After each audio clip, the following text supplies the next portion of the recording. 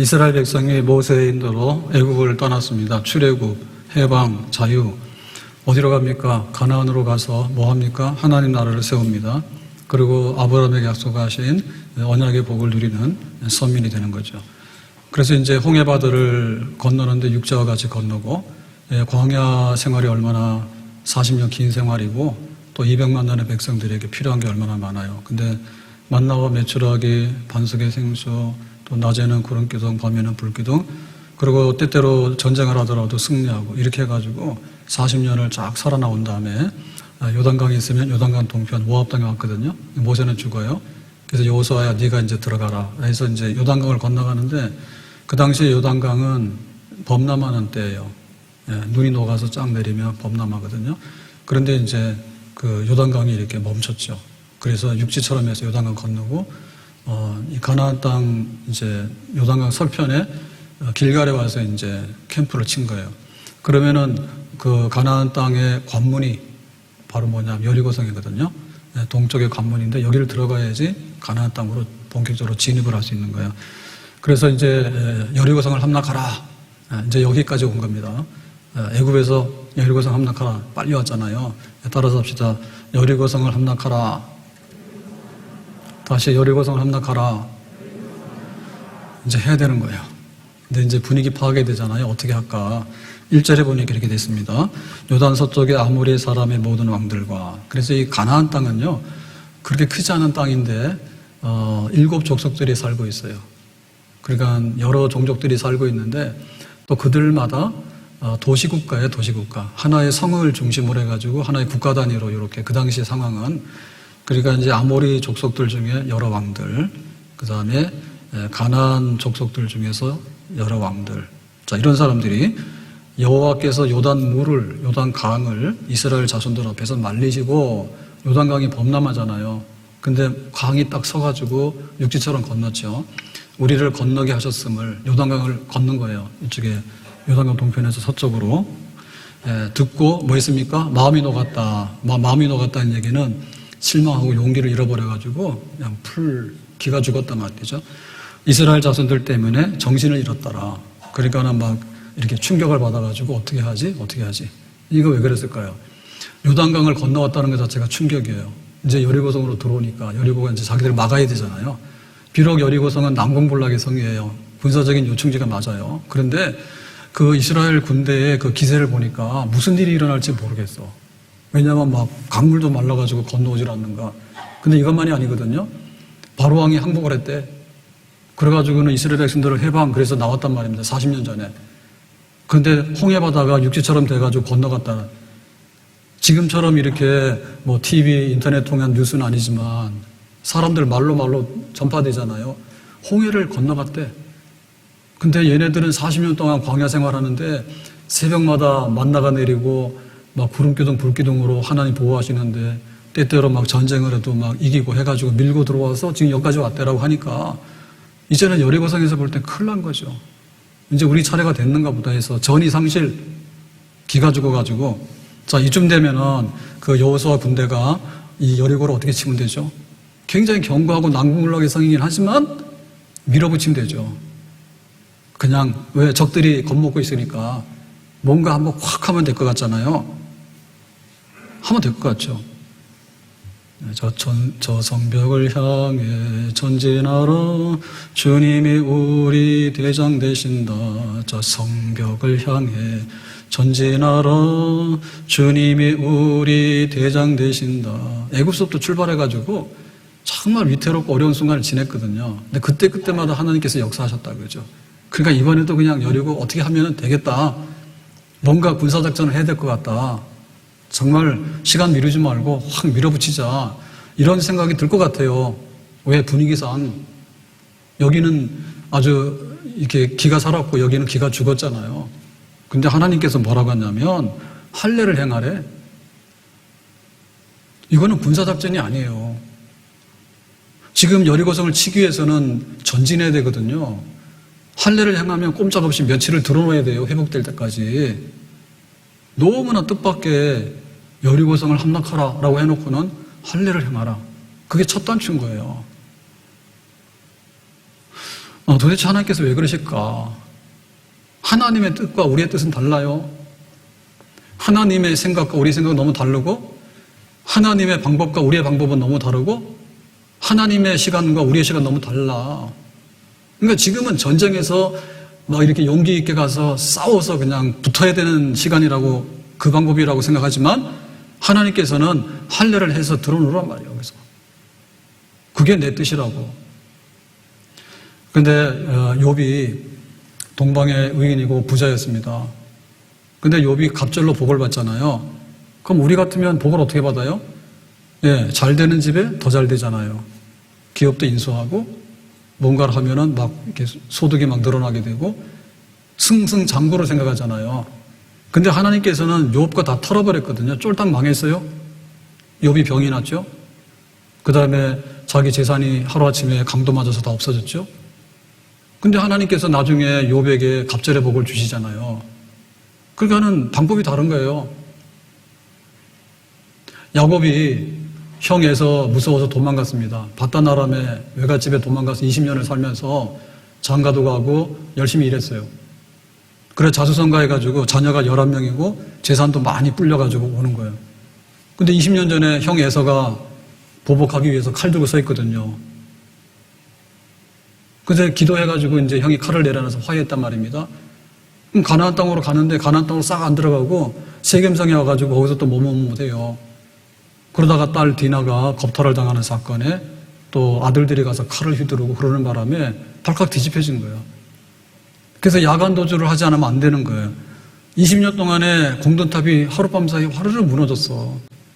그러니까 하나님께서 원하시는 건 뭐냐면, 야곱, 너가 가나안으로 가야 되는데 왜 여기 좀 세겜성에서 계속 머무르고 있냐.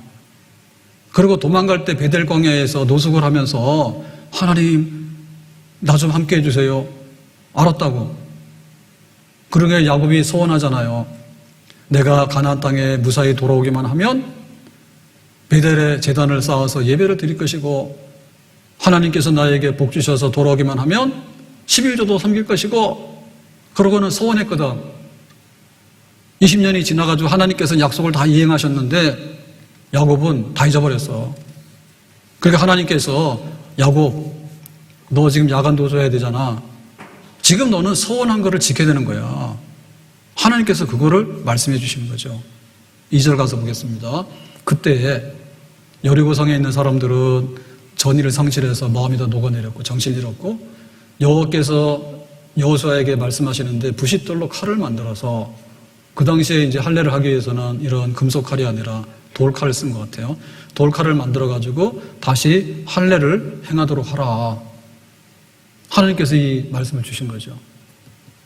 이 할례라고 하는 것은 뭐냐면 하나님 백성이라고 하는 표예요, 표. 하나님 백성이라는 표예요. 그래서 남자아이들이 태어나게 되면 8일째 날 할례를 행해. 할례를 행해가지고 몸에다가 하나님의 자녀라고 하는 하나의 표를 주는 거거든요. 그러면 애굽에 있을 때는 할례를 행했어요, 남자아이들은 다. 근데 애굽을 떠나가지고 광야 40년 동안 쭉 오면서 항상 천막 치고 걷고 행군하고 천막 치고 걷고 이런 식으로 이동을 했기 때문에 그냥 할례를 안 한 거예요. 왜? 회복이 될 때까지 들어놓아야 되니까. 그러다 보면 날마다 들어놓아야 되잖아요. 그러니까 아예 40년 동안 할례를 행하지 않은 거지. 그래서 기존 세대는 다 죽고 이제 새로운 세대가 가나안 땅에 들어가는데 하나님께서 보시니까 얘네들 할례가 없네. 지금 가나안 땅에 이방인들을 몰아내고 죄인들을 몰아내고 하나님 백성을 거기다 심는 거거든요. 이게 주인을 교체하는 거예요. 근데 니네들 할례가 없네. 똑같네. 잠깐만. 전쟁이 문제가 아니야. 싸우는 게 문제가 아니야. 하나님 백성들은 표를 먼저 해야 돼. 할례를 먼저 해야 돼. 하나님께서 그렇게 얘기하시는 거죠. 그러니까 이거는 앞으로 이 여리고성 전쟁도 해야 되지만 가나안 땅 정복하는 데 있어서 7년 동안에 상당히 긴 기간 동안에 계속해서 전쟁을 합니다.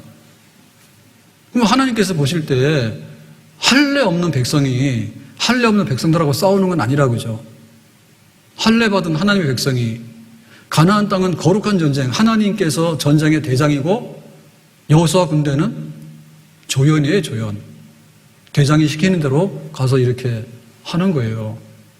그러니까 니들이 하나님 백성에 속한다고 하는 표를 확실히 해서 하나님과의 관계가 뭔가를 똑바로 알도록 해라. 이거는 그냥 칼싸움이 아니라 영적인 전쟁이다. 이거는 멀쩡한 사람들을 몰아내는 게 아니라 죄인들을 몰아내서 거룩한 하나님 백성을 여기다 심어서 이 백성들이 번성해서 전 세계에다가 하나님 나라를 선교할 수 있는 하나님의 뜻이 있는 백성이다. 그러니까 니들은 썩은 백성 되면 안 된다. 거룩한 백성이 되도록 해라. 할례를 행하도록 해라. 그런 얘기입니다. 자, 그러면 이 할례를 행하라고 하는 것은 도대체 무슨 뜻이냐라고 할 때, 할례는 태어난 남자아이의 생식기에다가 칼을 대려서 잘라버리는 거예요. 표피를.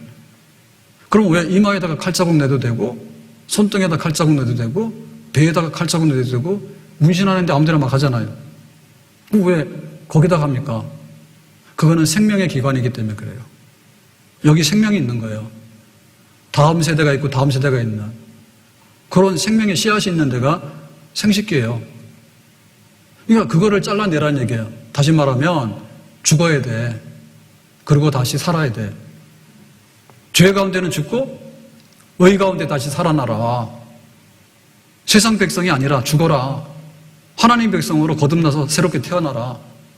그거 표시하는 거예요. 신약으로 말하면 뭐냐면 세례받으라는 뜻입니다. 세례받으라. 우리가 물로 세례를 받는데 뭐 뿌리는 방법으로 교회에서는 하잖아요. 그리고 침례교에서는 목욕탕에다가 좀 집어넣기도 하는데 아니면 강에 가서 집어넣기도 하잖아요. 근데 원리로 보면 뭐냐면 물속에 들어가면 사람은 죽어요. 물고기가 아니에요. 그러니까 죽었다가 나오라 그거예요. 죄인은 죽고 의인은 살아나고 세상 사람들은 죽고 하나님 백성은 살아나고 그거 세례예요. 그걸 행하라 그 말이에요. 하나님 앞에 깨끗한 백성으로서 바로 서도록 해라. 내가 그리스도와 함께 십자가에 못 박혔나니 그런 적 이제 내가 산 것이 아니요 오직 내 안에 예수께서 사신 것이라. 내가 죽어야 돼. 옛사람이 죽어야 돼. 둘이 살아있으면 다퉈요. 내가 죽고 예수님이 주인이야. 그게 바로 할례고 그게 바로 세례예요. 전쟁이 문제가 아니라 먼저 새 사람이 되어서 하나님께서 원하시는 백성다운 모습을 갖춘 다음에 그 다음에 전쟁하는 게 두 번째다. 우리 이거 잊어버리거든요. 우리는 뭐든지 이래요. 의지의 문제라고 생각해요.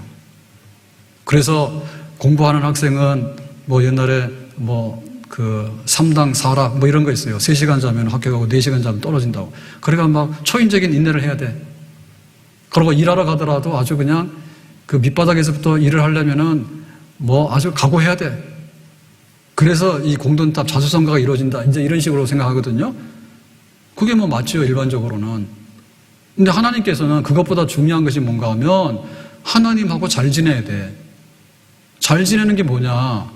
잘 지내는 것 중에서 첫걸이 뭐냐면 잘못된 거를 다 잘라서 버리고 하나님 앞에서 새 사람이 되는 거, 회개해서 새로워지는 거, 그것이 하나님과의 관계가 개선되는 데서 첫 번째입니다. 아멘? 그러니까 전쟁이라고 하는 대사를 놓고서 하나님께서 싸워야 될 순간에 싸우는 것 전에 할례를 먼저 행해라라고 하는 것이 얼마나 귀한 의미가 있는 것인가. 중대한 순간에 있으면요 사람의 본색이 다 나와요. 그래서 우상 숭배를 하는 사람은 중요한 순간이 되면 우상 찾아서 뭔가를 빌고 뭔가 안심을 해야 돼. 그걸 해야지 그 다음에 뭐가 되는 거예요.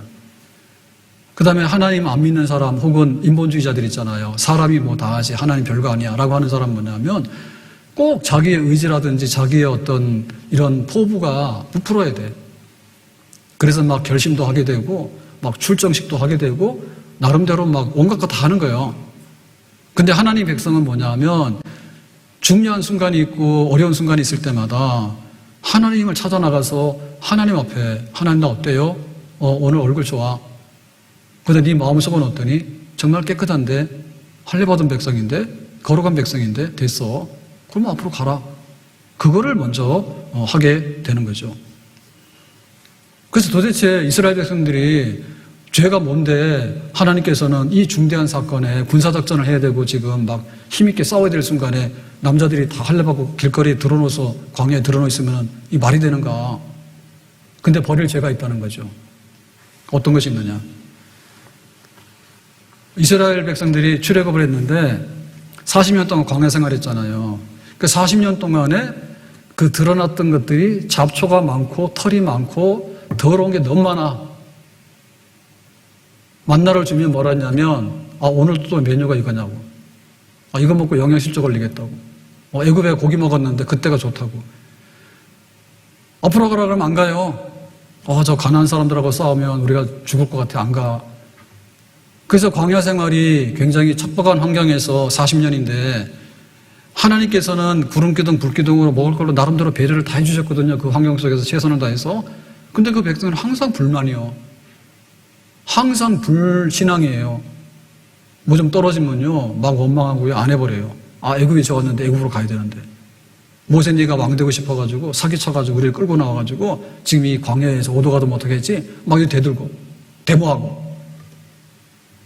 그러니까 뿌리는 어디냐면 광야 생활의 척박한 환경 속에서 막 하나님한테 대해서 거칠게 대하거나 이런 것들이 남아있는데 그 뿌리는 애굽의 400년이에요. 1년이 굉장히 길잖아요. 코로나 2년 반, 횟수로 3년이에요. 그래서 6월 12일 주일은 공동회의 투표하는 날이기도 한데 코로나 회복, 감사 예배 날이에요. 길어요. 근데 애굽에서 400년을 산 거예요. 요셉이 총리가 돼서 가서 고센 땅에 이주해가지고 이스라엘 백성들이 거기서 살면서 400년을. 이게 마을이 이게 이스라엘 백성이지 사실은 거의 애굽 사람의 속성이 다 들어갔거든요, 거기에. 애굽 사람이 섬기는 태양신, 애굽 사람들이 섬기는 황소 우상, 금송아지 만들고 이런 거. 그러니까 그게 막 몇백 년 동안 찌들어가지고요. 속에 있는 이것들이 너무 많은데 이제 가나안 땅에 들어가서 하나님의 거룩한 백성이 하나님의 거룩한 나라를 만들어야 되는데 전쟁을 해야 되는데 하나님 보실 때는 안 되는 거예요. 그래서 할례를 받아서 꽉 쳐서 버릴 걸 버리고 새로운 것을 취하도록 해라. 네 속사람이 새로워져야 된다. 속사람이. 할례를 행하도록 해라. 전쟁이 중요한 게 아니라 할례를 행해서 하나님 보시기에 흠없는 사람, 내가 기뻐하는 백성이 먼저 되도록 해라. 그런 얘기입니다.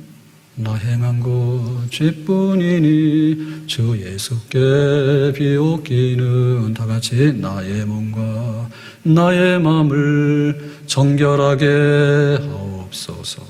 물 가지고 날 씻든지 불 가지고 태우든지 내 안과 박 다 닦으사 내 모든 죄 멸하소서. 나 행한 것 나 행한 것 죄뿐이니 주 예수께 비옵기는 나의 몸과 나의 마음을 정결하게 하옵소서. 물 가지고 날 씻든지 불 가지고 태우든지 내 안과 박 다 닦으사 내 모든 죄 멸하소서.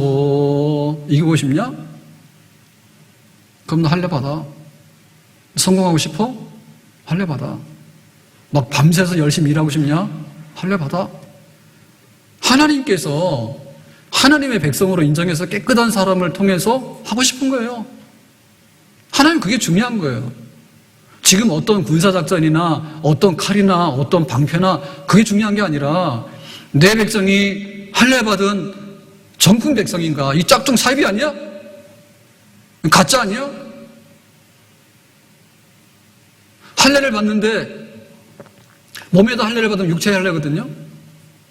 근데 성경에서 말하는 거는 마음의 할례예요. 그런 척하는 것이 아니라 진짜 그런 거예요. 죄를 버리는 척하는 게 아니라 진짜 죄를 버리는 거예요. 믿는 척하는 게 아니라 진짜 믿는 거예요. 물 세례가 문제가 아니라 성령 세례가 문제예요. 교회 가서 예수 믿어요. 아멘. 세례 받아라. 물 세례 가지고는요, 그 속을 우리가 알 수가 없어요. 근데 정직하면은 성령 세례가 먼저죠. 하나님이 세상을 지으셨대. 아멘. 우리가 죄인이래. 하나님의 의에 미치지 못해. 아멘. 예수님께서 우리의 죄를 대신하셨대. 빚 갚았대. 아멘. 그러니까 너무나 고맙고 감사해. 아멘. 내 주인은 주님이야. 나는 죽었어. 아멘. 사나 죽으나 주님의 영광에 살 거야. 아멘. 그래서 세례받는 거거든요. 그러니까 물 세례받는 사건은 굉장히 겉으로 보면 간단한 사건인데 속에서 일어나는 사건은요 굉장히 복잡하고 심도 있는 거예요. 다 버려야 돼. 내가 죽어야 돼. 내 시간도 내 게 아니고 내 물질도 내 게 아니고 내 생명도 내 게 아니고 하나님께서 모든 것을 가지고 계시는데 나는 아무것도 아닙니다. 하나님이 주신 대로 나는 살고 있는 하나님의 자녀입니다. 아멘. 이 성령 세례거든요. 마음의 할례를 받아라. 성령의 세례를 받으러 해라. 우리 안에는 흙이라고 하는 육체 요소하고 생기라고 하는 성령의 요소가, 영혼의 요소가 같이 붙어 있어요. 그래 이게 죄를 짓기 전에는요 이 둘이 사이가 좋아서 서로 협력 관계예요. 그런데 죄가 들어오고 나면 영적인 것을 파괴시키고 육신적인 대로 주도권을 가지고서 막 행하려고 해. 반성령적인 거예요. 갈라디아서 5장 17절 육체의 소욕은 성령을 거스리고 성령은 육체를 거스리네. 거스른다는 얘기는 둘이서 싸운다는 얘기예요. 우리 안에는 육체의 성분이 있기 때문에 육체의 소욕이 있는 거고 영적인 성분이 있기 때문에 영적인 소욕이 있는 거예요. 근데 이 둘이 죄가 들어오게 되면 사이가 안 좋아서 싸워요. 티격태격 하는데 항상 죄성이 이기려고 해요. 끌고 다녀요. 야 이리 와 이렇게 끌고 가는 거예요. 육체와 죄가. 어떤 게 있냐 19절에 육체의 일은 분명하니 음행과 더러운 것과 호색, 성적인 관련 범죄, 그 다음에 20절에 우상숭배, 주술, 원수 맺는 것, 분쟁, 시기, 분냄, 당짓는 것, 분열, 이단, 21절 투기, 술취함, 방탕함, 그와 같은 것들이라 등등. 이런 육체의 소욕이 우리 안에 가득 들어있거든요. 그게 할례 받을 때 하나씩 다 쳐야 돼. 다 잘라내야 돼.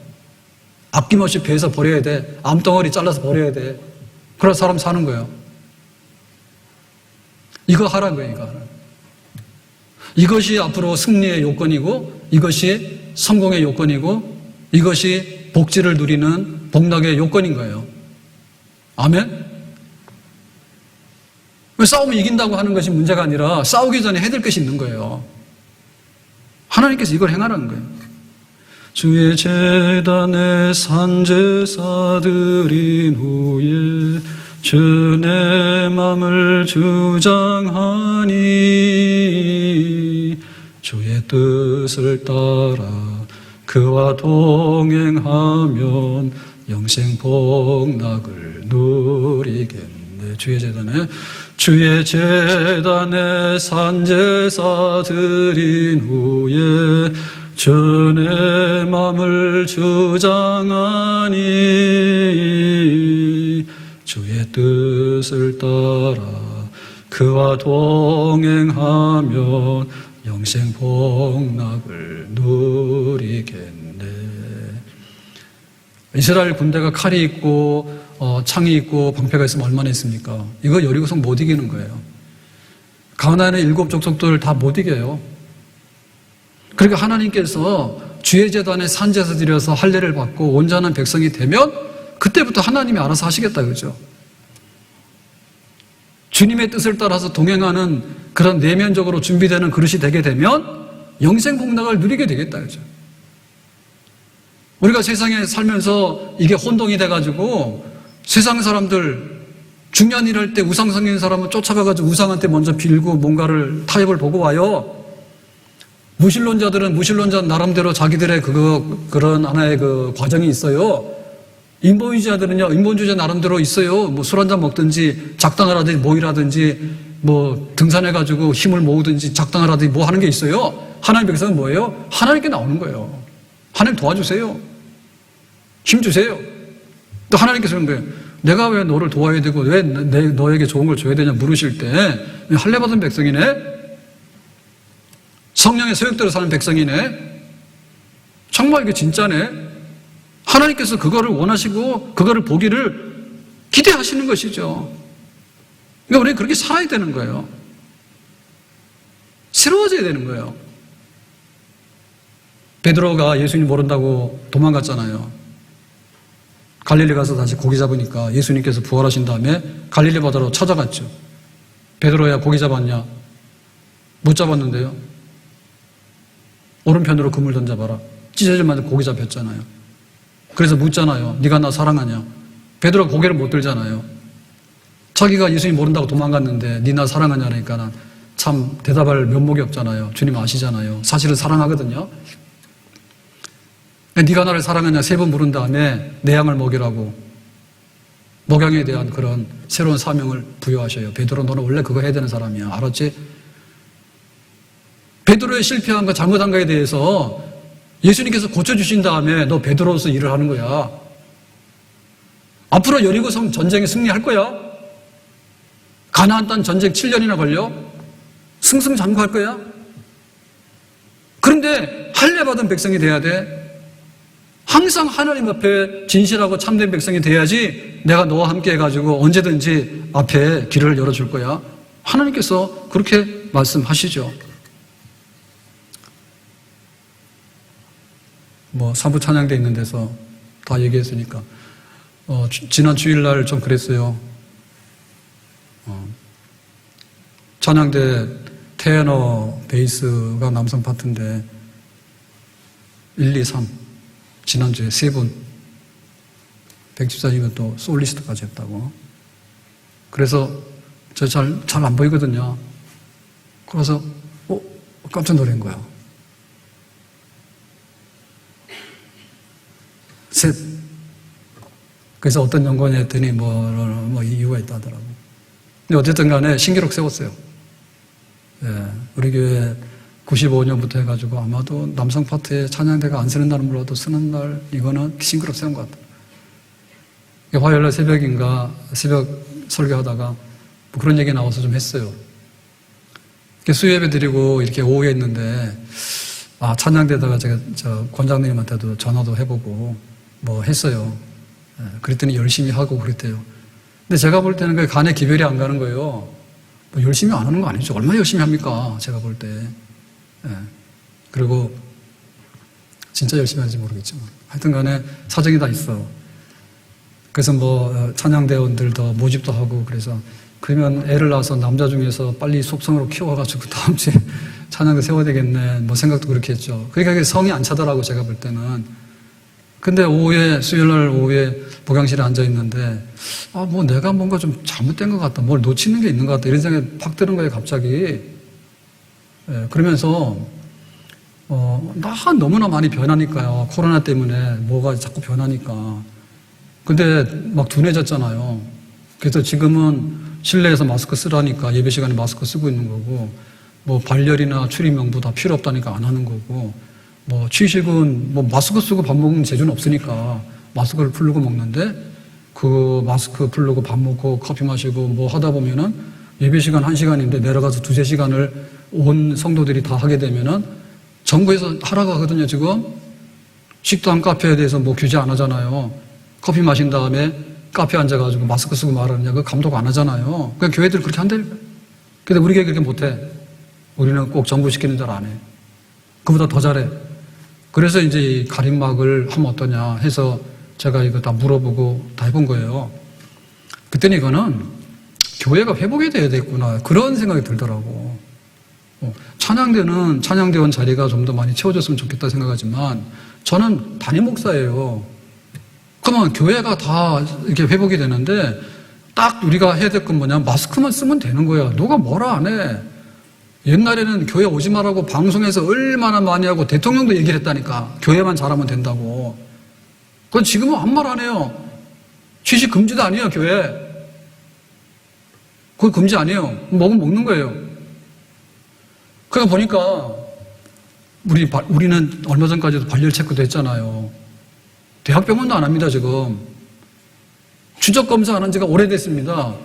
그래서 오늘 내일 코로나 걸리더라도 격리를 하느냐 안 하느냐, 그래도 좀 보수적으로 해야 되지 않냐 이러고 있는데 아마 이대로 가다가는 조만간에 추적 조사 격리도 안 시킬 거예요. 의무 격리 없을 거예요.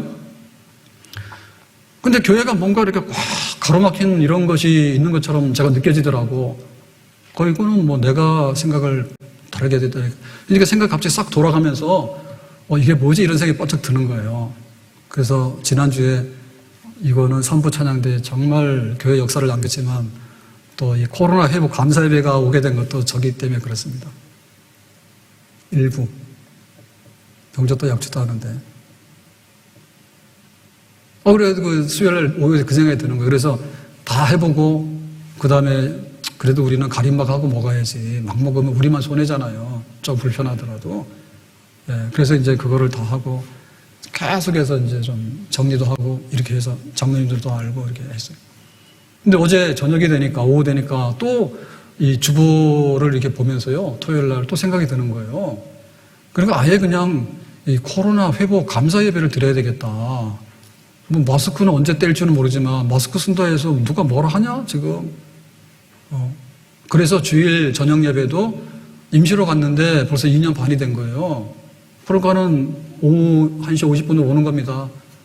그리고 이제 다음 주부터 예배 드리고 셀 모임 하시고 뭐 필요하신 분들은 가림막을 하기 때문에 옛날처럼 다는 못해요. 좌석이 좀 절반을 주니까. 예, 그런데 하여튼 간에 식사도 하시고 차도 마시고 다 할 거예요.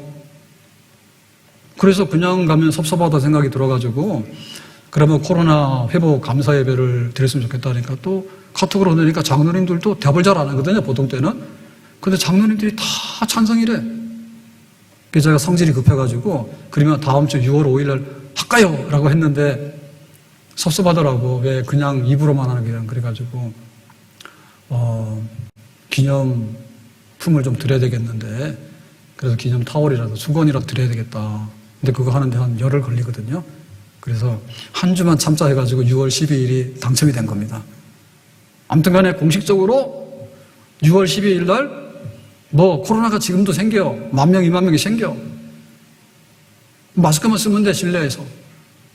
근데 뭐 교회에 대해서 뭐라고 하지도 않고 방송에서 뭐라고 하지도 않고 뭐 옛날에는 찬양대도 못 쓰게 하고 뭐 통성기도도 못하게 하고 시청에서 나와서 15명 머리 숫자 세고 있고 뭐 야단에 동네에서도 막 전화가 왔어요. 처음에는 교회 막 예배 드리면 됩니까? 라고 전화도 오고 막 그랬어요. 초창기에는. 네.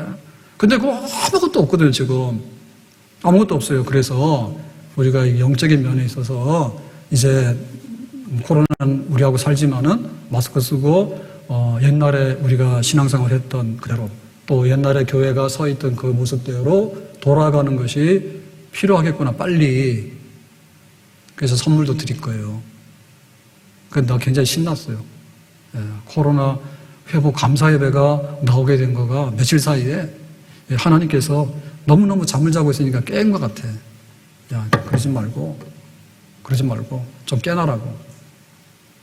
예, 정부에서는 개인 사업자나 이렇게 하시는 자영업자들에 대해서 이 보상을 좀 하긴 했지만 좀 더 충분하게 해달래서 막 이런 거 하잖아요. 재정적으로. 그죠? 그리고 뭐 이렇게 백신이나 이런 것 때문에 피해본 분들도 구제하기 위해서 하고 하잖아요.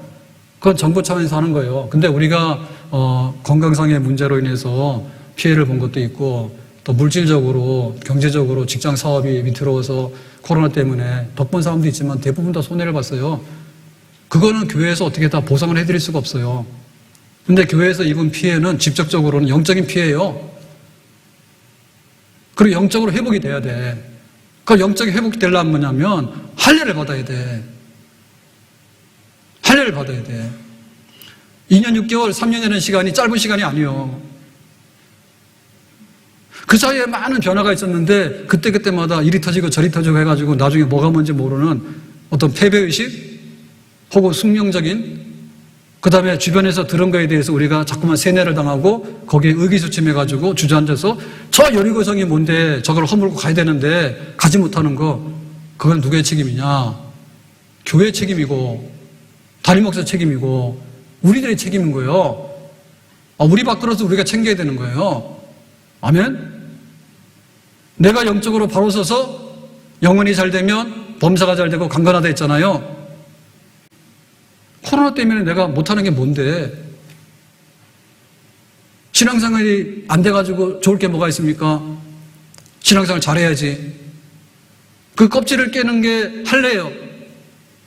그거 올무가 씌워졌는데 그 올무를 잘라내고 나와야 되는 거예요.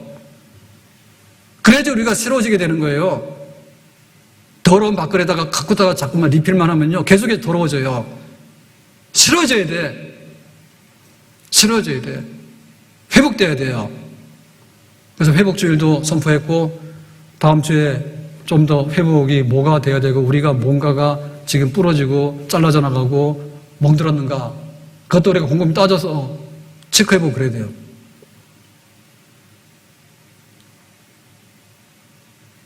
우리 스스로 깨놔야 되는 거예요. 우리의 수치를 우리가 떨쳐버려야 되는 거예요.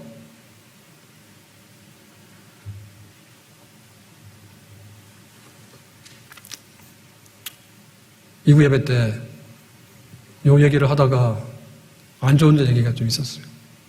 뭐라고 했더니 예배 드리는 분 중에 뻘떡 일어나가지고 그만둬! 정치방역이라는 단어에 그 말이 아닌데 소리를 냅대 질러가지고 예배 방해하고 소리 지르고 나갔어요. 그만두라고.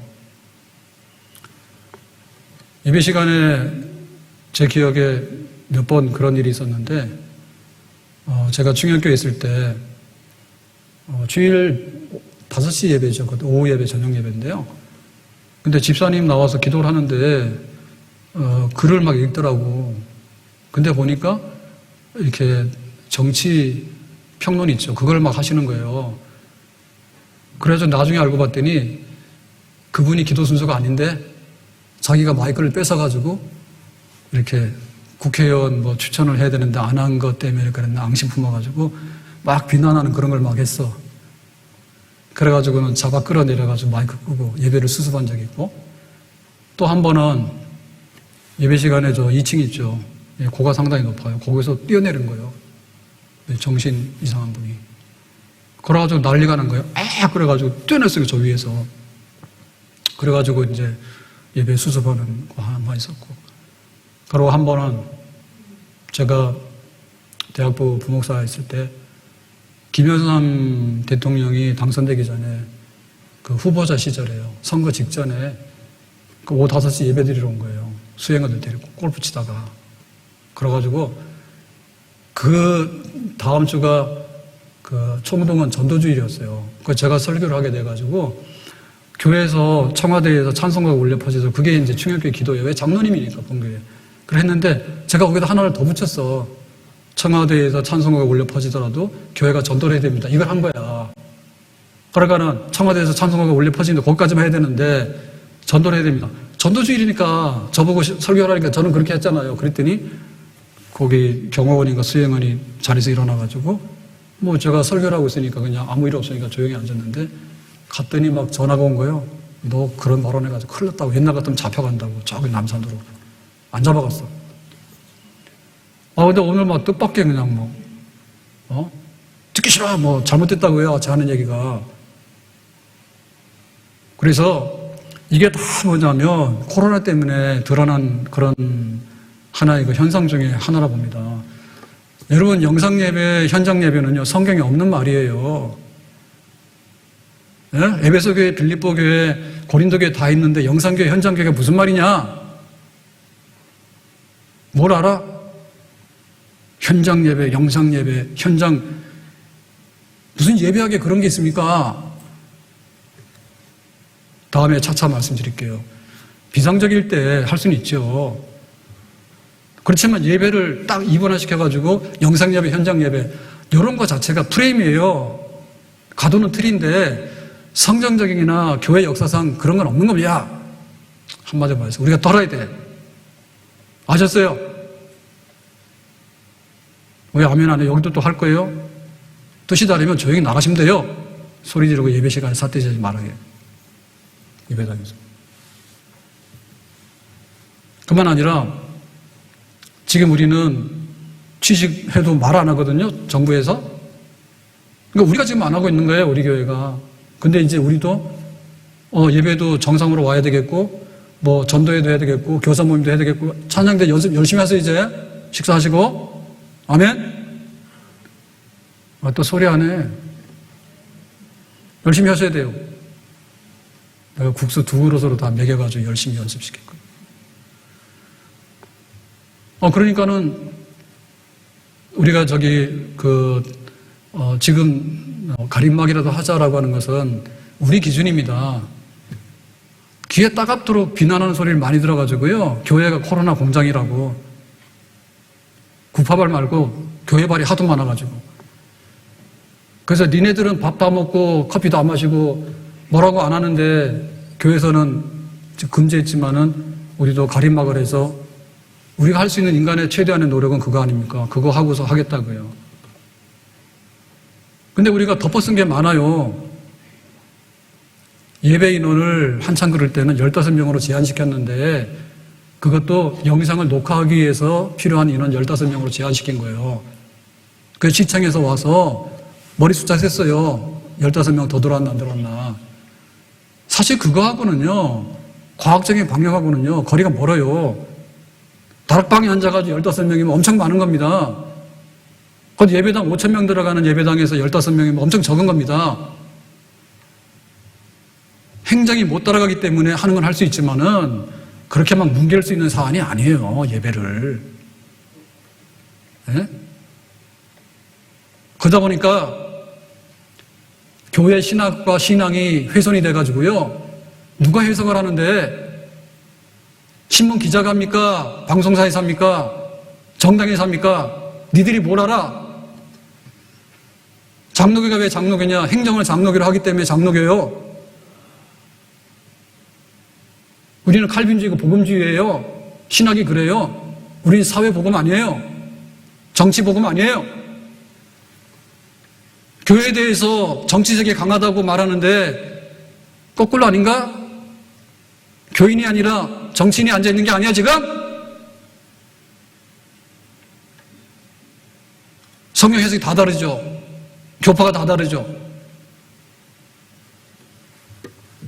그런 것들을 다 비상식으로 해가지고 다 없애버려서 거의 초교파적인 걸로 범주를 달았잖아요. 종교, 불교, 뭐 이렇게 기독교. 기독교 안에도 나름대로 그 색깔이 다 다르단 말이에요. 그런 게 다 통일시켜버리고 인터넷으로 존재하는 영상교회로 다 통일시켜버리고 그게 아니라니까. 우리가 비상적이기 때문에 그래도 참을 만큼은 협력을 하고 다 했다고. 그러니까 교회가 회복돼야 되는데 우리의 수치가 뭔가를 알아야 된단 말입니다. 순교자가 바보 집담 했잖아요. 꼴통, 고집불통, 자격기 모르는 이기주의자. 그런 면도 있죠. 방역을 위반하면. 그런데 방역을 위반하지 않고 우리처럼 취직하라 그래도 안 하고 있는 교회가 우리 교회잖아요 지금. 우리의 믿음을 소중히 여기고 신앙의 우선순위를 소중히 여겨야 되는데 코로나가 왕이야. 집에서 왕이 누구냐? 고3 입시생. 두 번째 왕이 누구냐? 개. 꼴찌 누구냐? 할머니. 신앙의 우선순위를 누가 정했어? 신앙의 우선순위 누가 정했냐고. 성경이 정하는 거지. 하나님 정하는 거지. 성경적인가? 역사적인 교회 간에 맞는 건가? 그걸 봐서 태풍이 불었기 때문에 잠깐 피신했지만 태풍이 잠잠해졌으면 나름대로 정신을 차리고 제자리에 돌아와야 되잖아요. 신앙의 털이 너무 많이 났다고 지금. 신앙의 잡초가 너무 많이 돋았다고. 안 그래도 이 무신론 사회의 영향을 받아서 세속화되어 있는데 세속화라고 하는 건 한마디로 뭐냐? 내 멋대로요. 내 멋대로에다가 코로나 방역에 대한 것을 덧칠해가지고 갖다 씌워가지고 자꾸 얘기를 하다 보니까 얼마나 학습이 많이 되는지 모른다니까. 그러니까 그런 일이 나오지. 교회 공동회의를 합니다 이번에. 그런데 집사장로 권세 없는 교회가 어디 있어요? 인터넷으로 영상예배 존재하는 교회가 어디 있냐고? 그건 보조수단이죠. 보조수단이지. 세상이 뭘 하든 간에 우리 갈 길 가는 거예요. 그래서 교회가 좀 더 과도하게 이렇게 눌려지지 않는가 하면 표현해야 되잖아요. 제가 표현을 잘못했든지 잘못하든지 그런 것 같은데 국회의원이요. 문화재 관람비를 통행세라고. 왜냐하면 이거 지금 이렇게 여론을 조사하면요. 신흥사 안 가고 설악산을 가는데 내라 하잖아요. 예를 들면요. 제가 며칠 전에도 갔다 왔어요. 7시간 넘었는데 불 켜고 앉아있더라고. 매표소에서. 설악산 주차장에 주차 요금 받는 분 다 퇴근했어요, 이미. 아무도 없어요. 그 야밤중에 문화재 관련을 합니까, 지금? 그런 여론이 많다 보니까 국회의원이 한마디 했잖아요. 그랬더니 감히 불경스럽게 말이에요. 문화재 관련 그 요금을 통행세로 했다 해가지고 난리가 나가지고 스님들이 말이야 데모를 몇 번씩 해가지고 모여가지고 그래가지고 막 빌고 막 그랬잖아요. 교회가 현수막을 왜 걸었어요? 코로나 때? 우리가 잘못했습니다. 물론 교인 중에 코로나 걸렸으니까 그런 거 걸만도 하죠. 근데 지금 알고 보면 그게 아니잖아요. 예? 기도 안 하고 복음 전하는데 게을리한 거는 현수막 걸어야 되지, 교회가. 근데 사회에서 좀 뭐라 그러면요, 거기다 민감하게 반응해가지고 우리가 잘못했습니다. 사실은 우리의 자존심도 있고 생각을 해봐야 되는 문제. 우리가 고집불통이고 막 나가는 게 아니고 막 이단에다가 방역이고 뭐고 무시가 그런 무식한 사람들이 아니라 그 말입니다. 그런데 언론이나 이런 데서 교회 선전해도 아시죠? 미국의 그 미식축구 시합이나 메이저리그의 월드 시리즈 해가지고 하면은 광고 나갈 때 한 1분에 막 얼마나 천문학적인 광고비가 막 나가잖아요. 그런데 교회에 대해서 좋은 말 한 적이 있어요? 예? 그런 면들이 많은 부분 객관성을 잃었거나 그 기회를 틈타가지고 그걸 정부에서 했든지 정당에서 했든지 언론에서 했든지 교회 안에도 있다니까요. 교회 안에도 좌파 진보적인 색깔이 있고 사회복음이 있어요. 그분들에게는 복음이나 개인의 영혼 별로 중요하지 않아요. 사회운동의 일환이에요. 정치적이 굉장히 강해요. 그런 쪽에서 코로나 때 예배드리고 신앙 존중해주고 가는 복음주의 역사적인 전통 있는 교회들에 대해서요 굉장히 못마땅하게 많은 부분 비난했다고. 교회가 교회 안에서 그런 부분이 많이 확산되어 있거든요. 이 어쨌든 간에 우리가 뒤집어 쓴 오물, 우리 스스로 부족했던 것 이런 것에 대해서 다 잘라내고 거듭나야지 하나님께서 새로운 사람으로 우리에게 기름을 부어주시고 교회에다가 기름을 부어주시고 우리 영혼이 잘 돼야지 범사가 잘 되고 강건하게 되는 줄로 믿습니다. 아멘? 우리의 수치를 우리가 떨어야 되는 거예요. 우리의 수치를 우리가 떨어야 되는 거예요. 오해하시면 안 됩니다. 코로나 때문에 다 이해가 가잖아요.